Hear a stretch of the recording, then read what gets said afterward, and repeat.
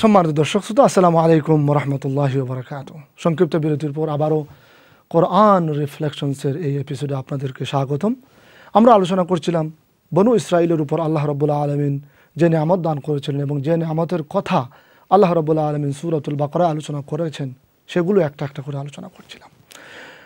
পরবর্তীতে আল্লাহ বলেন যে তোমাদের উপর এত নিয়ামত দিলাম, তোমরা ফসল খেতে চাইলে আমি তোমাদেরকে বললাম শহরে প্রবেশ করো, সেখানেও তোমরা অন্যায়ভাবে যেভাবে বলেছিলাম সেভাবে প্রবেশ করোনি, তোমাদের পানির প্রয়োজন হলো। ওয়াইদ ইস্তাসকা মূসা, আল্লাহ বলেন আউযু বিল্লাহি মিনাশ শাইতানির রাজিম, ওয়াইদ ইস্তাসকা মূসা লিকাওমিহি ফাকুলনা اضرب بعصاك الحجر فانفجرت منه 12 عينا قد علم كل أناس مشربهم كلوا واشربوا من رزق الله ولا تعثوا في الأرض مفسدين।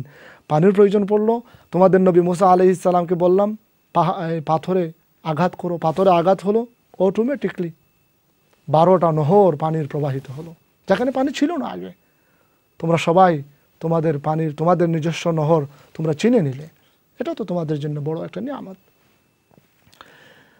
এরপর আল্লাহ বলেন এত নিয়ামত পাওয়ার পরেও তোমরা জুলুম করেছো, একটার পর একটা জুলুম করেছো, একটার পর একটা অন্যায় করেছো। ওয়াদুরিবাত আলাইহিমুদ যিল্লাতু ওয়াল মাসকানা, তাদের উপর মেরে দেওয়া হলো আয-যিল্লা অপমান এবং মাসকানা বাস্তু গৃহহীনতা, বাস্তুহারার যে গুণ, অর্থাৎ তাদের ঘর বাড়ি তাদের থাকবে না। আল মাসকানা থেকে শব্দটা এসেছে মিসকিন, বাস্তু হারার যে অবস্থা হয়, যে রেফিউজি অবস্থা, গৃহহীনতা, তাদের উপর এটা আযাব হিসেবে, তাদের উপর স্থায়ী আযাব। ওই সকল যারা বনু ইসরাইলের যেই সকল লোক আল্লাহর হুকুম, আল্লাহর আইন একটার পর একটা ইচ্ছাকৃতভাবে অন পারপাস তারা অমান্য করেছে। ফাবাউ বিগাদাবিন মিনাল্লাহ, আল্লাহর গজবে তারা পড়ে গেল। আপনাদের মনে আছে সূরাতুল ফাতিহা, গায়রিল মাগদুবি আলাইহিম, তাদের পথ নয় আল্লাহ, যাদের উপর গজব পড়েছে। মাগদুব মানে গজব পতিত হয়েছে।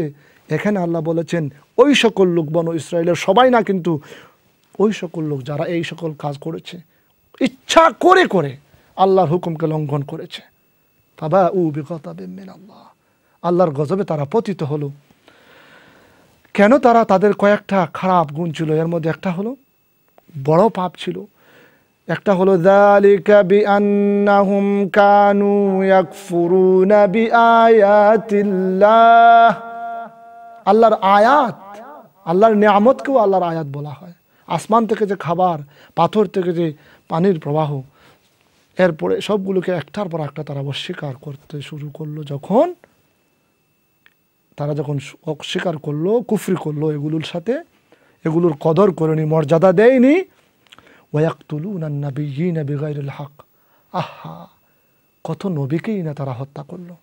তাদের কাছে নবীরা আসতেন দাওয়াত নিয়ে, কত নবীকেই তাদের নিজস্ব মতের অনুযায়ী যখন নবী কথা বলতেন না, তখন নবীকে অ্যাবিউজ করতো, ভার্বাল অ্যাবিউজ করতো, ফিজিক্যাল অ্যাবিউজ করতো। অ্যাবিউজ করতে করতে তারা নবীদেরকে হত্যা করে ফেলত। এটা আর কেউ করেনি পৃথিবীর ইতিহাসে। বনু ইসরাইল ছাড়া আর কোনো কওম, আর কোনো জাতি নবীকে হত্যা করেনি। নাউযু বিল্লাহি মিন যালিক। এরপর আল্লাহ একটা যে কথা বলছেন, এর আগে আমি বলে ফেলি, তাদের আরেকটা অন্যায় হয়েছিল এখানে। ওয়ালাকাদ আলিমতুমুল্লাযীনা আতাদাউ মিনকুম ফিস সাবত, তোমরা তো জানোই তোমাদের মধ্যে কারা ইয়াউমুস সাবতে তোমরা সীমালঙ্ঘন করেছিলে। ফাকুলনা লাহুম, যারা সীমালঙ্ঘন করেছিল তাদেরকে বলছিলাম কুনু কিরাদাতান খাসিইন, তোমরা অপমানিত, লাঞ্ছিত বানরে রূপান্তরিত হয়ে যাও। এদের মধ্যে ওই যে শনিবারে মাছ মারতে নিষেধ, কিন্তু তারা মাছ মারলো না। তারা বললো আল্লাহ বলছেন মাছ মারতে নিষেধ, মাছ মারা, মাছকে বন্দি করা, মাছকে আটকে রাখা তো নিষেধ না, আজকে আটকে রাখবো, কালকে মারবো। চিন্তা করেন আল্লাহর হুকুমের যে মিনিং, যে পারপাস, এটা কিন্তু তারা জেনে বুঝেও ইচ্ছা করে এটা করেছে। তারা 3 গ্রুপ ছিল। এক গ্রুপ তারা বললো না, এটা করা যাবে না, তারা প্রতিবাদ করেছে। আরেক গ্রুপ তারা চুপ থেকেছে, আরেক গ্রুপ ওই অপরাধটা করেছে। তাফসীরের কিতাবাদিতে আছে আল্লাহ যখন হুকুম দিলেন এই তোমরা বানর হয়ে যাও, লাঞ্ছিত বানর হয়ে যাও, তখন যারা অপরাধ করেছে এবং এই যারা এই অপরাধে নীরব শ্রোতার ভূমিকা পালন করেছে তারা সবাই বানরে রূপান্তরিত হয়েছে। এখন এই বানর কি আছে পৃথিবীতে? আমরা যে বানর দেখতে পাই এই বানর কি ওই বানরদের বংশধর? না না না না না। তাফসীরের কিতাবাদিতে আছে এরা মানুষ থেকে বানরে রূপান্তরিত হয়ে কয়েকদিনের মধ্যেই তারা মৃত্যুবরণ করেছে, সবাই একবারে লাঞ্ছিত হয়ে মৃত্যুবরণ করেছে। এখান থেকে আমরা গুরুত্বপূর্ণ একটা লেসন পাই এবং এই লেসনটা হাদিসে এসেছে। হাদিসে এসেছে মান রাআ মিনকুম মুনকারান ফালইয়ুগাইয়িরহু বিয়াদিহি ফাইন লাম ইস্তাতি' ফাবিলিসানিহি ফাইন লাম ইস্তাতি' ফাবিকলবিহি ওয়া যালিকা আযআফুল ঈমান। হে আমার উম্মতেরা, তোমাদের মধ্যে যখন দেখো কোনো অন্যায় হচ্ছে, কেউ যখন দেখো তোমার সামনে অন্যায় হচ্ছে, এই অন্যায়কে প্রতিহত করো যদি তোমার শক্তি থাকে। আর যদি তোমার প্রতিহত করার শক্তি না থাকে তাহলে তুমি ভার্বালি কথা বলে প্রতিবাদ করো। আর যদি দেখো এই প্রতিবাদ করলেও তোমার প্রাণের উপর হামলা আসবে, তুমি পারছো না, তাহলে তুমি অন্তর থেকে এটা ঘৃণা করো। আর এই অন্তর থেকে এটাকে ঘৃণা করাটাও, এই ঘৃণা করাটা হচ্ছে ঈমানের সর্বনিম্ন স্তর। এর চাইতে নিচে আর কোনো ঈমান নাই। অন্তর দিয়ে ঘৃণা করা মানে কি? তাদেরকে সহযোগিতা করা, সেখানে থাকা না। যখন আমি একটা জিনিস অন্তর দিয়ে ঘৃণা করব, তখন আমি এখানে থাকবো না। আমার নারাজিগি, আমার অপছন্দনীয়, আমার যেটা অপছন্দ, এটা আমি বিভিন্ন আচার আচরণে আকার আকৃতিতে প্রকাশ করব। এটা আমাদের করতে হবে।